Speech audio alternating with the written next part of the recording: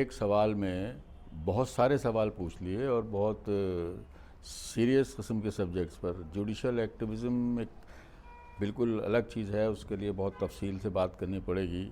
Judicial activism किसी हद तक जायज़ भी होता है और ख़ास तौर पर हमारे इंडिया जैसे मुल्क के संदर्भ में, हमारे कॉन्टेक्स्ट में जुडिशल एक्टिविज़म किसी हद तक ज़रूरी भी है।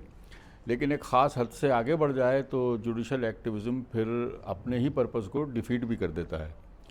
दूसरी बात ये कि जो भारत पाकिस्तान के तनावपूर्ण रिश्तों की आपने बात की, या ये कि मुकदमात वगैरह केसेस, तो उसमें वकील को किसी तरह की दिक्कत पेश नहीं आती, क्योंकि कानून सियासत से हटकर अपना काम करता है। कानून इसको नहीं देखता कि सियासत किस मुल्क की क्या है, या ये कि अगर एक मुल्क मेरा क्लाइंट है तो मुझे उसके बेस्ट इंटरेस्ट को देखना है। मुझे बस ये देखना है कि अगर मेरा क्लाइंट मेरा अपना देश नहीं है तो उस क्लाइंट के जो इंटरेस्ट हैं वो मेरे देश के इंटरेस्ट से क्लैश ना करें, उनसे टकराएं नहीं, बस। इसके अलावा वकील को किसी तरह की कोई परेशानी नहीं होती। बस देखिए, प्रोफेशन किसी शख्स का बिल्कुल मुख्तलिफ चीज़ है और उसकी जो हॉबीज़ हैं या उसकी दिलचस्पियाँ वो अलग होती हैं। कभी कभी ऐसा होता है कि आदमी अपने प्रोफेशन में दिलचस्पी नहीं लेता, बल्कि उसको सिर्फ रोज़ी रोटी का ज़रिया बनाता है या समझता है, और अपने एंटरटेनमेंट के लिए या अपने शौक़ को पूरा करने के लिए दूसरी एक्टिविटीज़ में इन्वॉल्व होता है। लेकिन अगर प्रोफेशन में भी उसका इंटरेस्ट है तो वो प्रोफेशन भी एक हॉबी बन जाता है।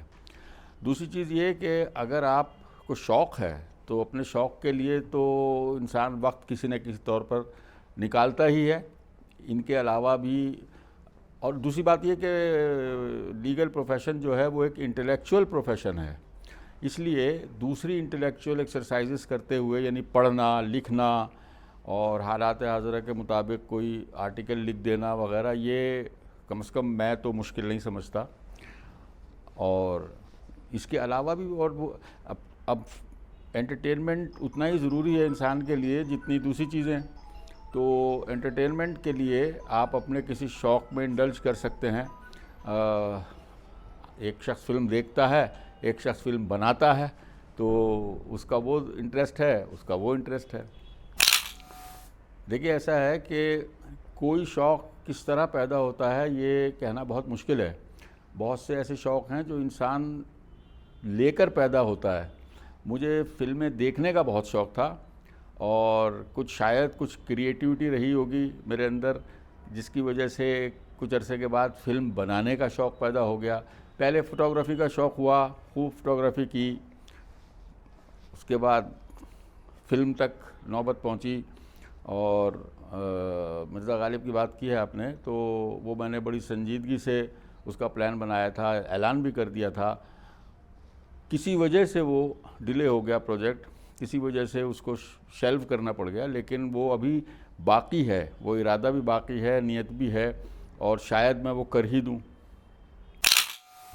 देखिए, जहाँ तक अखबार के लिए लिखने का ताल्लुक़ है तो उसमें तो जाहिर है कि हर कॉलमनिस्ट मजबूर है कि वो उस टॉपिक को ले जो उस वक्त सबसे ज़्यादा गर्मा गर्म है। तो कोई भी ख़बर मौजू बन सकती है, कोई भी बहुत बड़ा वाक़या, कोई बड़ा हादसा मौजू बन सकता है।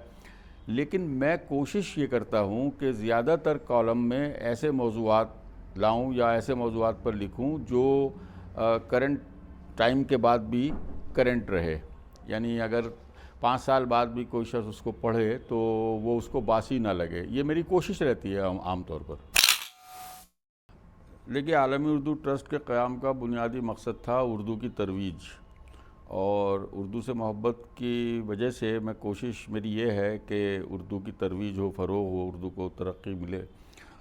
और जहाँ तक किताब छापने का ताल्लुक़ है तो उसमें कम से कम ये ज़रूर मैं देखता हूँ, और दूसरी एक्टिविटीज़ भी, ये तमाम जो सरगर्मियाँ जिनका आपने ज़िक्र किया, मुशायरे और सेमिनार और पब्लिकेशन, ये सब ज़बान को ज़िंदा रखने वाली चीज़ें हैं। अब जहाँ तक ताल्लुक़ है किताब के छापने का, तो उसमें ज़रूर मैं ये पेश नज़र ज़रूर रखता हूँ कि वो मायारी हो, ख्वाह वो फ़िक्शन हो या शायरी हो, लेकिन एक एक खुसूसी मायार के मुताबिक हो। ये नहीं है कि कुछ भी उल्टा सीधा किसी ने लिख दिया और हमने उसे छाप दिया, ऐसा कभी नहीं किया और ऐसा करने का कोई इरादा भी नहीं है। फनी अदब में तो खैर बहुत से ऐसे लोग हैं, उसमें क्लासिकी शायरी का खाना अलग है जिसमें गालिब, मीर वगैरह आते हैं।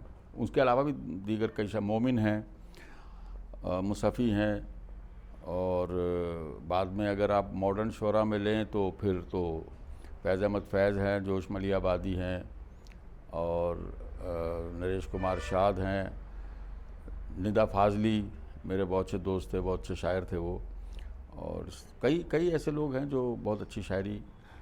हालांकि इस वक्त ज़रा अच्छी शायरी कम हो रही है, ये बड़े अफसोस की बात है। शायरों की तादाद बढ़ गई है लेकिन शायरी का मायार काफ़ी हद तक गिर गया है। तो जो इस वक्त के शोरा हैं, अब फिल्मी शोरा की बात की आपने, तो उसमें तो साहिर लुधियानवी का मैं बहुत बड़ा मद्दाह हूँ। साहिर लुधियानवी ने जो शायरी की वो अपनी जगह पर उसकी अहमियत है, और साहिर लुधियानवी ने फिल्मों के लिए जो गीत लिखे वो तो एक बहुत बड़ा, बहुत गैरमामूली कारनामा है। इसलिए कि साहिर का तकरीबन हर गीत सुपर हिट होता था। तो फिर उसके अलावा मजरू सुल्तानपुरी हैं, कैफ़ी आज़मी हैं, इन लोगों ने बहुत अच्छे गीत लिखे, शकील बदायूनी, हसरत जयपुरी, ये सब लोग बहुत अच्छे गीतकार थे। लेकिन ये उस वक्त गीतकार, क्योंकि ये बुनियादी तौर पर शोरा थे ये सब लोग, और शायर होने की बिना पर इन्होंने गीत लिखना शुरू किया फिल्मों के लिए।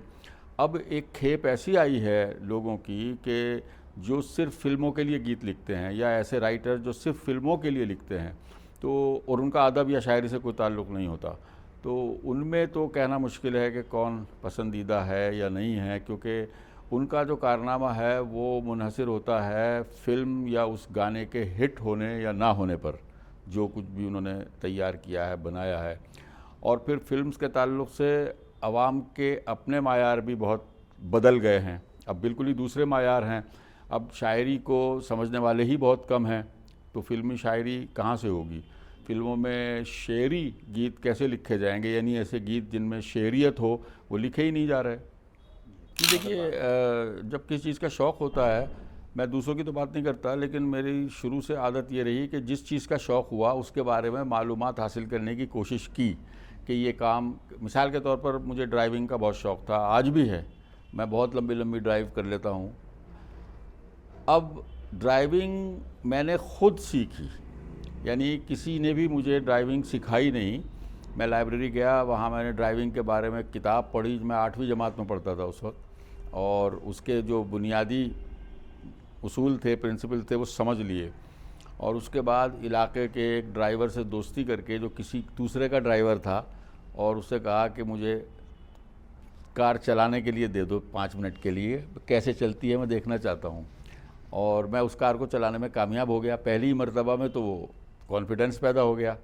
तो इसी तरह जिस चीज़ का भी शौक़ हुआ, उसकी मालूमात हासिल की।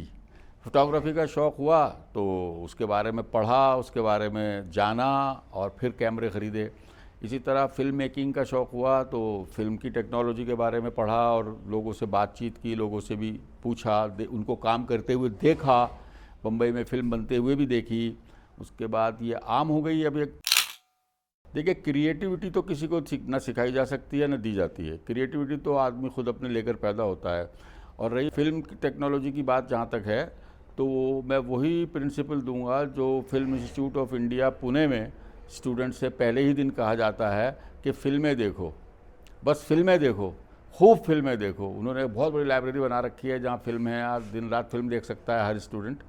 और यही अब आजकल, क्योंकि टीवी भी आ गया है और टीवी पर सीरियल वगैरह चलते हैं, तो उन सीरियल्स को देख के और सीन को और सीन के बाद शॉट को समझने की कोशिश करे वो शख्स जो फिल्म टेक्नोलॉजी को सीखना चाहता है, कि मिसाल के तौर पर कि कौन सा शॉट कितने सेकंड का होता है, या एक सीन कितने शॉट से मिलकर बनता है, बस इसको समझने की कोशिश की तो काफ़ी हद तक फिल्म की टेक्नोलॉजी समझ में आ जाएगी।